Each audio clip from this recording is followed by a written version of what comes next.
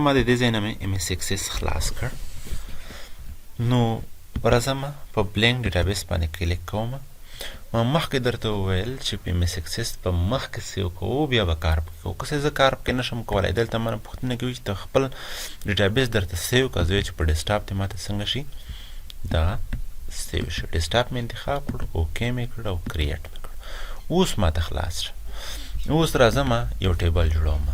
د ټیبل جوړولو لپاره به راشئ کریټ ته. کریټ کې ټیبل ډیزاین باندې به کلیک وکړئ. کله چې کلیک وکړئ ما درته وویل چې ټیبل دوه پارټس لري، برخې لري، چې یو ته فیلډ نیم او بل ته ډیټا ټایپ. فرضاً داسې کې ما انتخاب کړ آی ډي مې انتخاب کړه. ډیټا ټایپ یې باید شی وي. دلته چې راشئ دلته یې لیکلي دي آټو نمبر، یعنی آی ډي چې وي هغه اتومات کمپیوټر په خپله ورکوي. او بل پرسن لیکه نیم مې ولیکلو. دې ډیټا ټایپ باید څه وي؟ شارټ ټیکسټ وي، یعنی دا نوم په ټیکسټ کې رادرومي. او که چیرې پرسن داسې کې لیکه اډرس، یعنی ادرس لیکه، دغه ادرس باید څه وي؟ په لانګ ټیکسټ کې وخلو، ځکه چې ادرس شاید لږ زیات وي. یو خبره باید په یاد وساتئ چې دا نیم لږ تغیروئ. لکه دلته مو ای انډرسکور نیم ورکړ، ځکه هلته چې موږ تاسو په ماډیول کې کوډینګ کوو هلته دوه درې نومونه راځي، بیا موږ تاسو پې غلطېږو. دې باندې بیا وروسته خبرې کوو. ښه، دې نه وروسته موږ چې راځو بل فرضاً زه د فون نمبر یې اخلم. څه فون نمبر یې اخلم. فون نمبر باید زه په تشي کې واخلم په نمبر کې، ځکه دلته به یې زه نمبر لیکم. که ما ټیکسټ واخیسته دلته به ټیکسټ، که ډیټ ما واخیسته ډیټ. فرضاً دلته لیکم زه ډیټ، تاریخ لیکم. چې تاریخ لیکم د تاریخ لپاره به راځم دلته به څه انتخابوم؟ ډیټ ان ټایم. دلته فرضاً زه لیکم سالري، یعنی معاش. سالري مې ولیکله.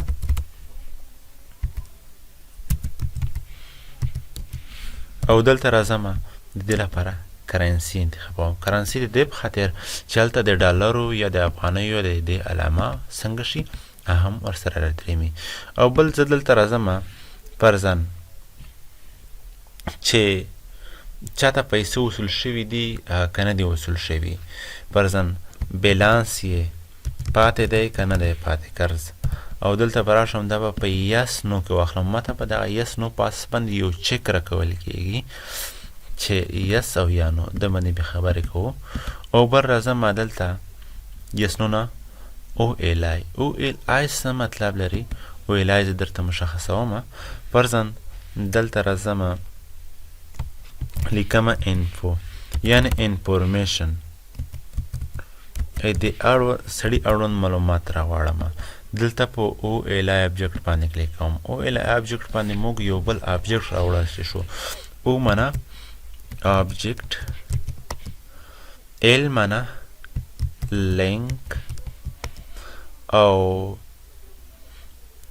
ای معنا امبیډډ، یعنی پرځن آبجکټ لینک امبیډډ. چې کوم آبجکټ یا پروګرام موږ تاسو راوړو چې د دې سړي معلومات پکې پراته وي هغه امبیډډ وي، یعنی مطلب په دې MS Access کې شامل شول. که چیرې زه یو MS Word فایل راوړم د دې سړي دلته یې کېږدم، نو که دا MS Access فایل زه بل چاته ورکم هلته یې ځان ته راخلاص کړي دا MS Word فایل به پکې پرېږدي، یعنی دا امبیډډ په دې MS Access کې دغه شامل شو. دې نه وروسته بل چې دی هایپر لینک دی. داسې کې فرضاً ایمیج، تصویر ته یې اړتیا شوله، د سړي تصویر راوړم. فرضاً دا زه په څه کې راوړم؟ هایپر لینک کې راوړم، یعنی یو لینک به موجود وي. یا فرضاً زه د دې سی وي ته اړتیا لرم، د دې نفر چې سی وي ماته راوړي، سی وي په څه کې اخلم؟ په اټچمنټ کې اخلم. او د دې نه وروسته فرضاً د خو معاش دومره دی، زه فرضاً داسې کې اوور ټایم یا ورکوم. څه ورکوم؟ اوور ټایم. اوور ټایم هم ورکوم.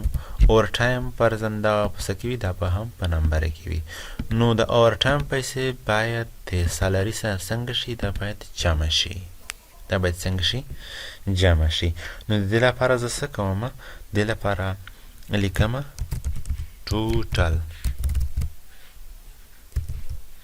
ټوټل مو ولیکل.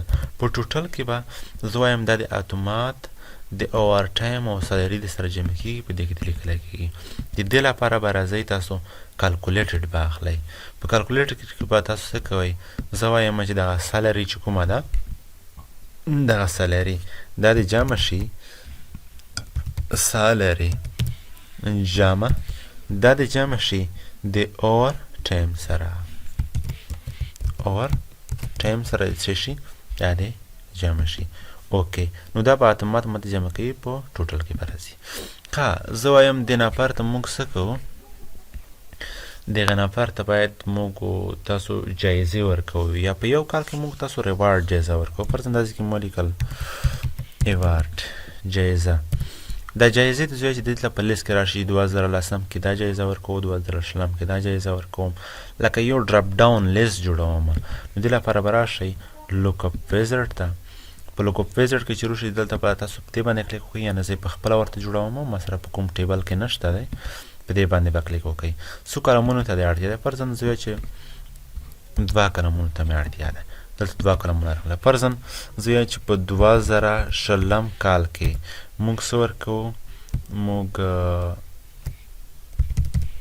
دومره پیسې ورکوو ریوارډ، او په 2021 کال کې موږ ګولډ یا د سرې زرو مډال ورکوو، او په 2023 کال کې موږ تاسو ډایمونډ یا د الماسو مډال ورکوو. نو دا مو اوکې کړو، اوکې او فینش مې کړو. دا اوس دلته خو په دې فیلډس باندې ټولې باندې تاسو پوه شئ چې دا شارټ ټیکس لانګ ټیکس څه لپاره استعمالیږي. شارټ ټیکس د لنډ نوم لپاره، لانګ ټیکس د اوږده نوم لپاره، نمبر د نمبرو لپاره، ډیټ اینډ ټایم د کال او د وخت لپاره، کرنسي د پیسو لپاره چې د نمبرو سره د کرنسي راځي، یعنې ای په افغانۍ د ورسره راځي، ډالر علامه د ورسره راځي. اټو نمبر اتومات نمبر، ځکه آی ډي کمپیوټر په خپله ورکوي، کمپیوټر په دې بروسه نه لري، شاید یو انسان نه غلطي وشي، هغه آی ډي دی په خپله ورکوي. یس نو چک موږ تاسو ته ورکوي.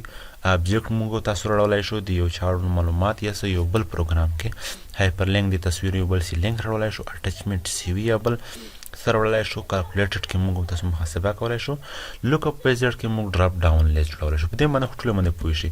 بیا مو وویل چې ټیبل د فیلډس او ډیټا ټایپ باندې پوه شوئ. دغه فیلډس نیم نه موږ تاسو به خپل ورکوو، دلته باید ډیټا ټایپ ټاکو چې دغه نیم ولیکو، نیم باید په ټکس کې راشي که په نمبرو کې راشي. ښه، په دې باندې خو پوه شوئ. ما وویل چې ټیبل 2 موډ لري. د کوم موډ کې چې موږ تاسو ویلوړو دې ته ډیزاین موډ ویل کېږي. څه؟ ډیزاین موډ. زه راځم، دلته ګورئ لیکلی دی، د وینې ډیزاین ویو، دلته موږ تاسو په ډیزاین ویو کې یو. که زه وایم چې نه، زه اوس دې نه دا ډیټابیس راته جوړ شي، دغه نومونه داخلوم، بیا ډیټا سټریټ ویو یا ویو موډ ته راځم. په دې باندې چې کلیک کوم، ګورئ ما درته وویل چې موږ تاسو به لومړی فایل شی کوو، سیو کوو. ځکه چې ویو موډ ته نشم تللی، لومړی به فایل سیو کوم. ما نه یې پوښتنه وکړه، دلته راځم ټیبل ته نوم ورکوم، دلته ورکوم امپلای نوم مې ورکړ ټیبل ته، یس مې. اوس راغلم دلته به زه څه کوم؟ انټري کوم. لیکل دي ای نیم، ای نیم لیکه فرضاً دغه نفر نیم دی، دا فرضاً ادرس دی، دا فرضاً فون نمبر دی فرض کوئ، او دا فرضاً ډیټ دی، تاریخ دلته جنتري علامه ورسره راځي، کلیک پوه کړئ، ټوډې نن ورځ تاریخ. کرنسي مې چې انتخاب کړې وه، ګورئ د کرنسي ګټه دغه وه چې دلته وینئ د ډالر علامه په خپله ورسره راسي. فرضاً ما معاش ورته ورسولو، ډالر علامه اتومات ورسره راسي. دا د یس نو چک چې و یې په اساس دغه چک راځي. او دلته موږ تاسو کولی شو چې انفرمیشن اړوند مزید معلومات یې ولیکو. په دې مزید معلوماتو کې موږ تاسو کولی شو یو بل ابجیکټ راوړو. رایټ کلیک چې پوه کوئ په دې باندې ابجیکټ فرضاً کریټ فرام فایل ته براوز ته راغلم، لومړی دلته راځم یو نوټپیډ فایل لیکم چې معلومات پکې ولیکم. This is employee info. د مولکل کنټرول اس سیو مکړل په ډیسکټاپ باندې.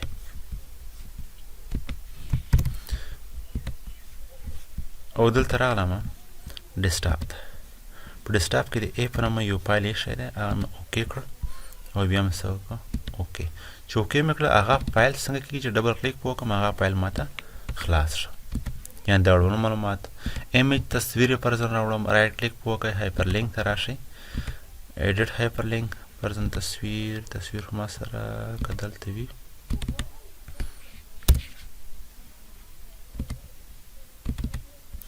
تصویر، زه یو تصویر جوړوم دلته په پینټ کې.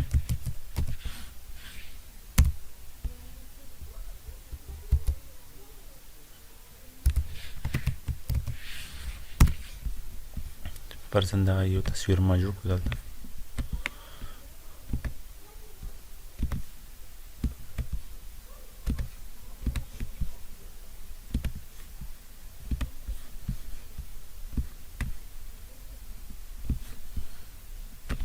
دا ما سیو کړو په ډیسکټاپ باندې.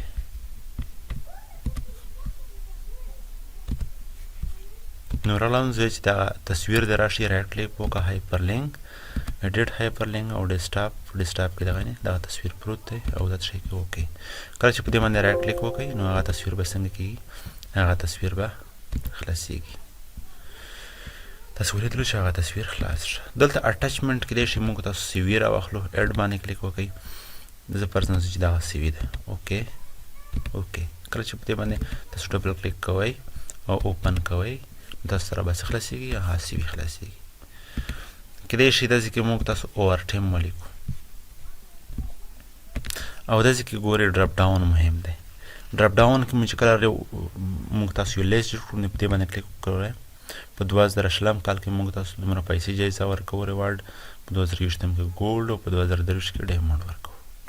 کله چې موږ تاسو نوي هغه ته راځو، نوي انټري کسې دلته کوم، دلته یو لیکلی، دلته په اتومات کمپیوټر په خپله دوه ولیکي. دلته زه انټري نشم کولی، انټري به زه دلته کوم ځکه دلته د نمبر اتومات خپله کمپیوټر ورکوي، ځکه مې 8 نمبر کې انتخاب کړی. که داسې کې ما جان ولیکلو ګورئ دلته اتومات 2 نمبر ورکړ.